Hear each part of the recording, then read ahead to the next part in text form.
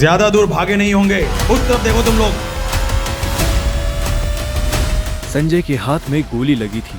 वो और अभिनव रात के अंधेरे में एक पतली सी गली में छुपे हुए थे। अच्छा बेटा, जल्दी बाहर आ जाओ। अभिनव, मेरी बात सुन बेटा, तुम यहाँ से भाग जाओ वरना ये लोग तुझे भी मार डालेंगे। बाहर सड़क पर उनकी गाड़ी खड़ी थी और उसी गाड़ी के पास खड़ा था राणा। अभिनव, बाहर आओ बेटा। समझ के जिसने संजय को गोली मारी थी। नहीं पापा, मैं आपको छोड़ के नहीं जाऊंगा। जिद मत कर अभिनव। बेटा देख, मैं तो अपनी जिंदगी जी चुका हूँ। अब जो भी करना है तुम्हें करना है, सब कुछ तुम्हें संभालना है। और मेरी बात सुन, एक बार यहाँ से जाए उसके बाद दोबारा मुड़ के मत देखना, ठीक है? संजय ने कहा और अपनी उंगली में से एक सोने की अंगूठी निकालकर अभिनव को थमा दी। उस पर टी लिखा हुआ था। और एक बात हमेशा याद रखना, अपनी आखिरी सांस तक लड़ना है, समझ गया ना टाइगर? संजय ने अभिनव के माथे को चूमा। Run tiger, run tiger run! और अपनी बंदूक लेकर उन लोगों का सामना करने के लिए गली से बाहर निकल गए। संजय जैसे ही अपनी गाड़ी के पास पहुंचे तो राणा ने संजय पर बंदूक तान दी। टाइगर! इस कमीने का चेहरा मत भूलना!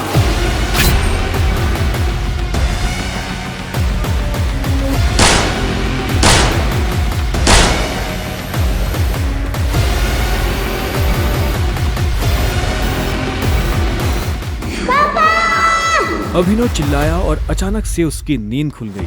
पसीने में तरबतर अभिनव अपने बिस्तर पर उठकर बैठ गया और गहरी सांसें लेने लगा। 18 साल, पिछले 18 सालों से ये सपना इसी तरह से अभिनव को परेशान कर रहा था। अभिनव ने पहले अपनी उंगली में पहनी उस अंगूठी को देखा और फिर बाथरूम की तरफ बढ़ने लगा। अभिनव गुड़गांव में रहता था और डिलीवरी बॉय का काम करता था। हालांकि इस काम में उसका मन नहीं लगता था, लेकिन अनाथ आश्रम से निकलने के बाद उसके पास ये करने के अलावा और कोई चारा नहीं था। 18 साल की उम्र में उसने अपना खर्च खुद उठाना शुरू कर दिया था। उसकी जिंदगी में बस एक ही खुशी थी, उसकी गर्लफ्रेंड वैभवी। जब भी वो वैभवी को देखता तो अपने सारे दुख भूल जाता था। और आज तो वैभवी का जन्मदिन था, इसलिए अभिनव जल्द से जल्द उससे मिलना चाहता था। अंकल, ये केक कितने का है? 600 का है। और ये पेस्ट्री? वो 60 का है। एक दे दीजिए। असल में अभिनव और वैभवी ने ये तय किया था कि वो पैसे जोड़कर अपने लिए किराए का एक बड़ा घर लेंगे, इसलिए वो पैसे वेस्ट नहीं करना चाहते थे। Thank you. Thank you. कुछ देर के बाद जब वो वैभवी के घर के बाहर पहुंचा तो उसने देखा वहाँ काफी रंगीन लाइट्स जल रही थी और बाहर से तेज म्यूजिक की आवाज आ रही थी।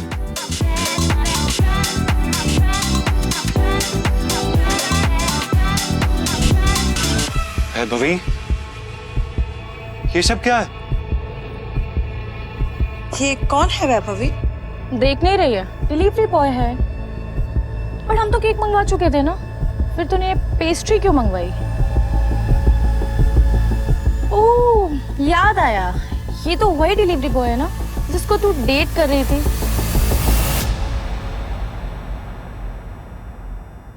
ओह कम ऑन यार वैभवी, तेरा स्टैंडर्ड इतना गिर जाएगा मुझे नहीं पता था। Babe, happy birthday babe. Abhinav Deven को अच्छी तरह से जानता था। वो एक बड़े बाप का लड़का था और हर वक्त वैभवी के आसपास मंडराता रहता था। देवेन को यहाँ देखते ही अभिनव का दिमाग खराब हो गया। उसके हाथ में एक बड़ा सा गिफ्ट था। उसके आगे अभिनव के हाथ में लटकी पेस्ट्री की थैली कुछ भी नहीं लग रही थी। मेरी वैभवी को छूने की तेरी हिम्मत कैसे? Stop it. दोस्तों, तुम लोगों को मेरे ऊपर डाउट था ना, मेरे स्टैंडर्ड्स पर डाउट था। अब बताती हूँ मेरे स्टैंडर्ड्स क्या है। मैं तुमसे ब्रेकअप कर रही हूँ। What? और नहीं तो क्या, बेचारी कब तक तुझ जैसे गरीब के साथ ऐसी आधी पेस्ट्री खाती रहेगी? सारे तेरी हिम्मत कैसे? तेरी तो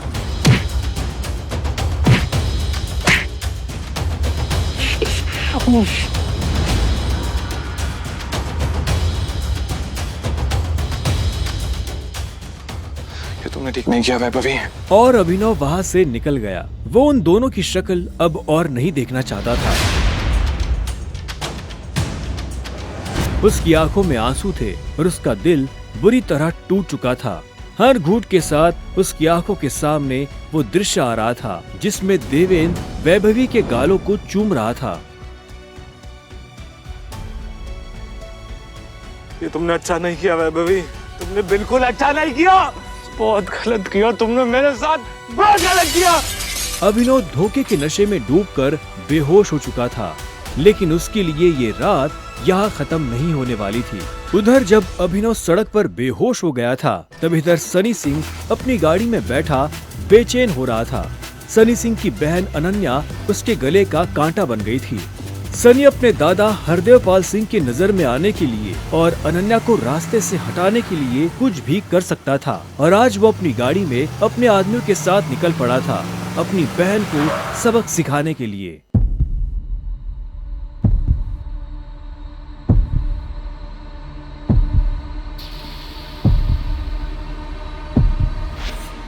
जल्दी करो, गाड़ी में डालो इसे। सुबह होने से पहले अगर हमने इसको अनन्या के कमरे में नहीं डाला तो ऐसा मौका दोबारा नहीं मिलेगा। Quick quick.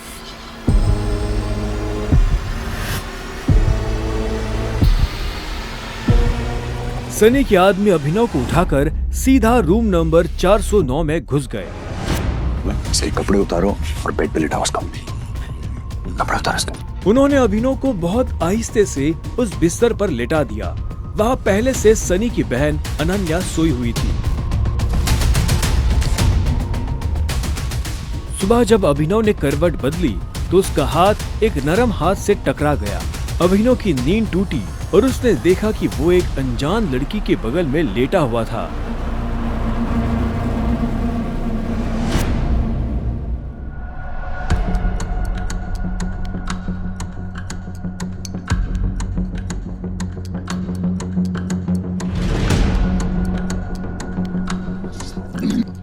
कौन हो तुम?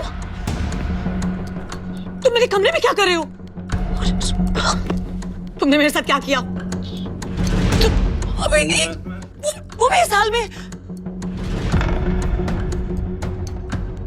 छी छी छी छी छी छी छी। शेम ऑन यू बहना। मुझे तो तुम्हारे कैरेक्टर पर हमेशा से डाउट था। इतनी बार मैंने दादाजी को समझाया, बोला, पर हर बार बोले मेरी अनन्या ऐसा नहीं कर सकती। लो, कर दिया तुम्हारी अनन्या ने ऐसा। अब पता है दादाजी को उनकी पोती की ये जो रंग रलियां चल रही है, इनका से लाइव टेलीकास्ट दिखाने के लिए मैंने उन्हें यहाँ बुला लिया। भाई मुझे नहीं पता, भरोसा करिए। क्या हुआ, कैसे हुआ? मैं जानती तक नहीं इस लड़के को, नहीं जानती भाई। मैं भी, हम दोनों के बीच में कुछ भी नहीं हुआ। नहीं। इससे पहले कि अभिनव सफाई देता, अनन्या और सनी के दादा हरदेव पाल सिंह कमरे में पहुंच चुके थे। उनके पहनावे से समझ आ रहा था कि वो बहुत अमीर आदमी थे। अनन्या को इस हाल में देख उनकी आंखें गुस्से में लाल हो गई थी। मुझे तुमसे ये उम्मीद नहीं थी। दादाजी, आप जैसा सोच रहे वैसा बिल्कुल नहीं है। अनन्या, तुम्हें अच्छे से नियम पता थे, फिर भी तुमने सारे नियम तोड़ दिए। नहीं दादाजी, नहीं। और तू? जब अभिनव की नजर हरदेव से मिली तो उसे लगा कि वो अपनी आंखों के सामने मौत देख रहा है। तूने मेरी पोती के साथ रात गुजारी है ना? आज से हमारे परिवार के कानून के हिसाब से तू सिंह परिवार का दामाद है। क्या? हम दोनों के बीच में लेकिन कुछ हुआ ही नहीं है। दादाजी, कुछ नहीं हुआ है। कुछ नहीं किया ना तुम दोनों ने? तो क्या ये था?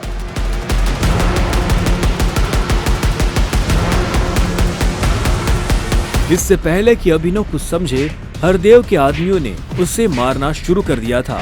अभिनव हरदेव की उम्र का लिहाज कर रहा था, इसलिए उसने अपने आप को रोक लिया था।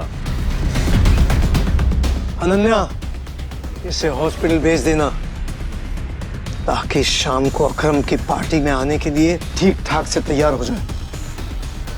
और याद रखना, मुझे शाम को अकरम की पार्टी में ये तुम्हारे साथ जरूर नजर आना चाहिए।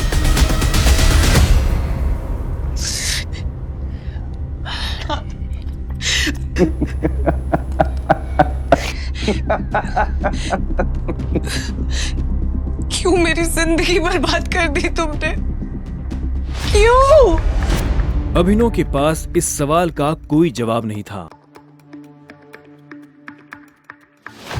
वहां जाकर अभिनव शाम को होने वाली पार्टी के लिए तैयार होने लगा। उससे हरदेव और उसके आदमियों का डर नहीं था। वो जानता था कि अनन्या पहले से काफी मुश्किल में थी और वो अपनी वजह से उसकी मुश्किलें और नहीं बढ़ाना चाहता था।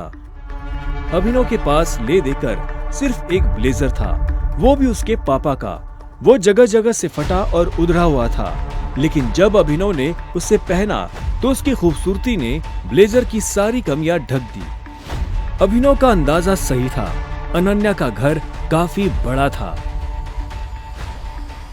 वो एक अमीर परिवार की लड़की थी। जितना अभिनव महीने का कमाता था उतने की अनन्या ने सैंडल्स पहनी हुई थी।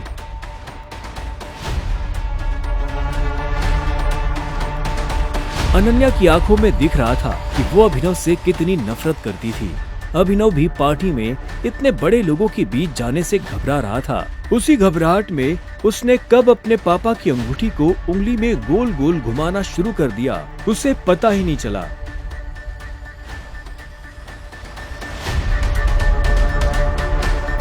इस अंगूठी को उतार दो प्लीज, बहुत गंदी लगी। सॉरी पर ये अंगूठी मेरा सब कुछ है।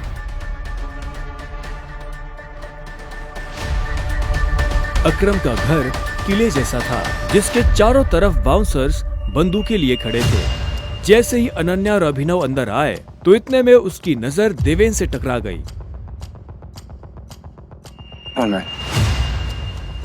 तुम यहाँ क्या कर रहा है साले? सही कैसे भाई हस्बैंड? अनन्या पागल हो गई हो तुम? इस सड़क छाप में ऐसा क्या देख लिया? किससे शादी कर ली? जुबान संभाल के बात कर। नहीं तो क्या कर लेगा तू? बोल ना, क्या कर लेगा? देवेन भी तैश में आ गया। अभिनव उसके ऊपर हाथ उठाने ही वाला था। इतने में उन दोनों का झगड़ा देख पार्टी का ऑर्गेनाइजर अकरम वहां पहुंच चुका था। क्या हो रहा है यहाँ?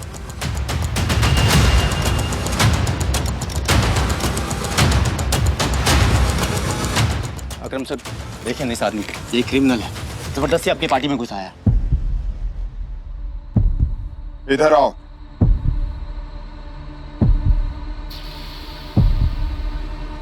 कौन हो तुम और यहाँ कैसे आए?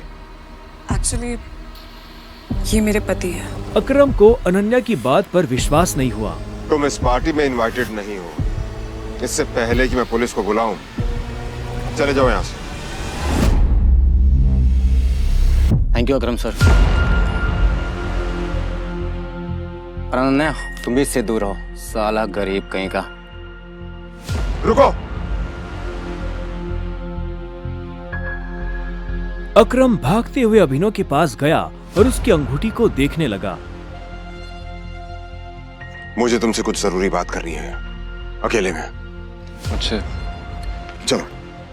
अकरम ने कहा और अभिनव का हाथ पकड़कर उसे अपने साथ अंदर ले जाने लगा। अनन्या, देवेन, सनी और पार्टी में मौजूद बाकी लोग ये देख हैरान हो गए थे। कुछ देर बाद जब वो अकरम के कमरे में पहुंच गए तो अकरम ने दरवाजा बंद किया और अभिनव के पास आकर बोला, मैं तुम्हारी ये अंगूठी देखना चाहता हूँ। क्यों? डरो मत, मैं ऐसे मांगने वाला नहीं हूँ, बस मुझे इसमें कुछ देखना है, प्लीज।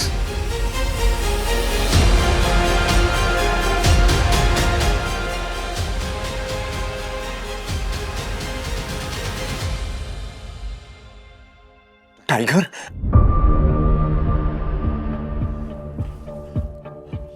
टाइगर? अभिनव ने अकरम के मुंह से ये शब्द सुना तो वो हैरान हो गया। उसे अचानक से अपने पिता के वो आखिरी शब्द याद आ गए जो उन्होंने अभिनव से विदा लेते हुए कह दिए थे। Run tiger run! लेकिन अभिनव हैरान था। उससे समझ नहीं आ रहा था कि अकरम ये सब कैसे जानता था। आखिरकार मैंने तुम्हें ढूंढ ही लिया टाइगर। टाइगर? हाँ, पिछले 18 सालों से मैं तुम्हें ढूंढने की कोशिश कर रहा हूं। तुम हमारे टाइगर हो, हमारी हजारों करोड़ों की एम्पायर के वारिस, जिसे हम 3 दोस्तों ने मिलकर शुरू किया था। मैं, तुम्हारे पापा संजय गढ़वाल और राणा अग्निहोत्री। वो देखो। इतना कहते ही अकरम ने दीवार पर टंगी एक तस्वीर की तरफ इशारा कर दिया, जिसमें संजय, अकरम और राणा तीनों मौजूद थे। राणा को देख अभिनव को झटका लगा। उसकी आंखों के सामने वो सपना फिर से हरा हो गया, जो वो हर सुबह देखकर उठता था। उस रात अभिनव के पिता को जिस आदमी ने गोली मारी थी वो राणा था। दोस्त होने के बावजूद राणा ने अभिनव के पिता के साथ गद्दारी की थी। अभिनव की आंखें चिंगारी सी लाल हो गई। क्या हुआ? तुम इतना गुस्से में क्यों? नहीं, मैं ठीक हूँ। आप मुझसे कुछ कहना चाहते थे? हाँ, तो मैं तुम्हें हमारी कंपनी द माफिया किंग के बारे में कुछ बताने वाला था, जिसे हम 3 दोस्तों ने मिलकर खड़ा किया था। द माफिया किंग, जिसके नाम से पॉलिटिशियन, सेलिब्रिटीज, इस देश का सबसे बड़ा आदमी भी कांपता था। लेकिन तुम्हारे पापा के जाने के बाद सब कुछ बिखर गया, और इस दौरान हमारे कई दुश्मन खड़े हो गए, जिसमें सबसे बड़ा दुश्मन है इकबाल शेखावत।